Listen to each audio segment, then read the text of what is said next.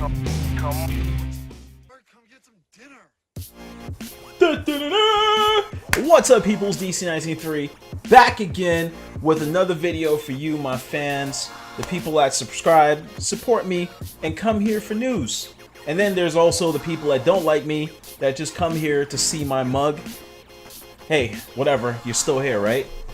So as usual, check out the description, check out my last video, check out all my videos, see what you like, and also like and subscribe, man. Be a part of the comment section, you know what I'm saying? Throw in everything that you may want to say, or, you know, not just for me, but for the fans or the people that's following YouTube to respond back to your comments. Anyways, so there's a lot of news going around the Nintendo NX using cartridges. Now, before anyone starts freaking out, this has been been talked about, I think last year, or not last year, but earlier this year, about Nintendo maybe going back to cartridges, and there's a lot of negative reaction that they're going back to cartridges. If they go back to cartridges, they're just trying to make people not steal their content, and can you blame them?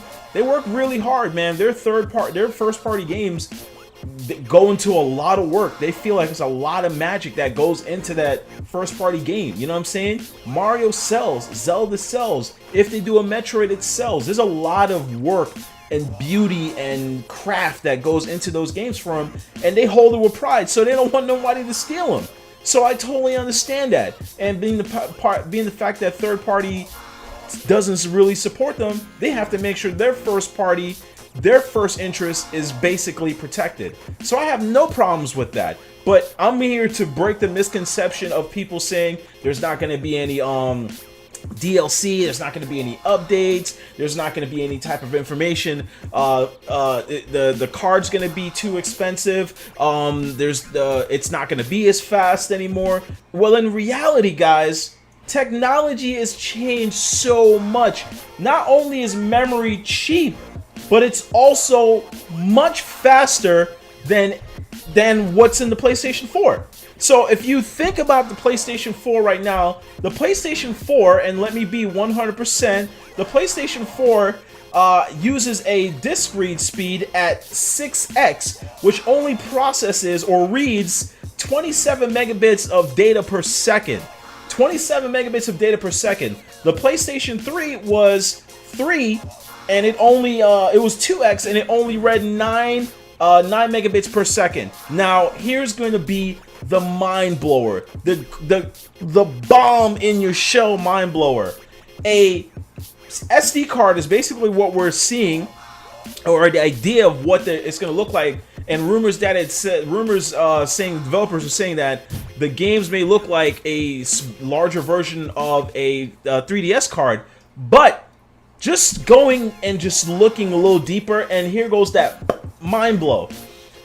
An SD card of 64 gigs of an XC card, the high class, is basically only $20 on Amazon right now. And remember, buying this as bulk, and they're using a company called Macronix, which obviously is going to give an exclusive deal to them. But let's get even deeper. A cheap $20 SD card reads information 95 megabits per second. That is almost 10 times as faster, let's say 8 or 7 times much faster than what the PlayStation 4 reads. Now, granted, we're not talking about space, because a Blu-ray or 4K Blu-ray, there are 100 gigabyte Blu-ray, and then dual layer, then there's quad layer Blu-rays out there that go all the way up to, I think, 150, or I think Sony and Panasonic patent something that does 300 gigs on a Blu-ray disc. I'm not saying that that's not there, but think of the possibilities of the instant fast read, where there's nothing that needs to be installed into the game because the disc doesn't spin or read as fast. And remember, that cost brings up the cost of the system. Imagine if PlayStation was to drop like a 32X in there. That's going to bring up the price of the system. Granted, it'd read more information, and there would not possibly need anything to be saved on the system itself. Not only that, let's get into the nitty-gritty real quick. How many of you guys out there have discs that have been scratched all to hell. While an SD card or a cartridge, your old NES, your old Super Nintendo, N64, Atari 600, Sega Genesis, all of those cartridges still work. All you need is a little bit of a cleaning, I wouldn't say alcohol, a Q-tip with some cleaning stuff on it, clean that off, pop it in, and it works. Now, granted, the Super Nintendo and the NES, after a while, the cartridge lock-in system, it failed after a while. But that's not the case anymore. And for all those people out there that are basically saying that, oh, well, what about DLC? That has nothing to do with the cartridge. The cartridge will have its data in there, but more than likely, the system is going to have its own internal storage space for the DLC or updates or anything else. Nothing else is going to be added to the cartridge. If anybody would ever deter that, think about the 3DS. The 3DS has DLC. The PS Vita has DLC. The PS Vita has updates. The PS Vita uses a cartridge-based system. The 3DS uses a cartridge-based system. So that whole shindig has completely gone out the wind, and not even... You guys really got to think of it. Now, if Nintendo's working with Macronix, and Macronix is basically saying that they're customizing XD RAM cards that can read up to 128 megabits per second on a 32 gig. On a 32 gig. Plus, they could even go higher than that. Now, granted, this is a company that does SD cards or cartridge-based data. And on top of that, again, like we spoke about, memory is so cheap nowadays, it's pointless to even complain about memory itself. It's acidine to complain about memory. And on top of that, now you have a cartridge that has less chances of breaking, and it's easy to spot. And I just prefer a cartridge. And then imagine the load times gone away. The load times gone away. With your PS4, you've installed the games will work on the hard drive. Yes, I know people are going to say that. If you throw in an SD system, an SD, what's it called? God damn it. An SD hard drive, then you have so much more read speed, but you still have to have the disc in the game unless it was a digital download. So, and then how much space are you actually using up all the time? Then again, if you pre-argue that it's going to be the same thing with the NX, if that's the case, with the DLC loaded onto the system, and more than likely you're going to be able to download games on the system itself, so that's not going to be a drawback.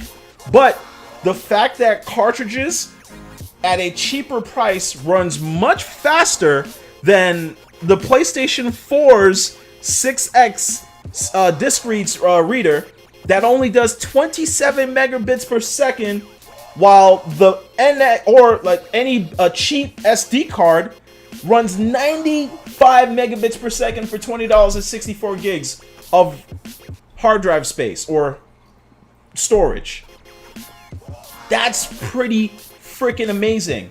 So hopefully Nintendo does this. Hopefully it's not a rumor. I'm pretty excited about it.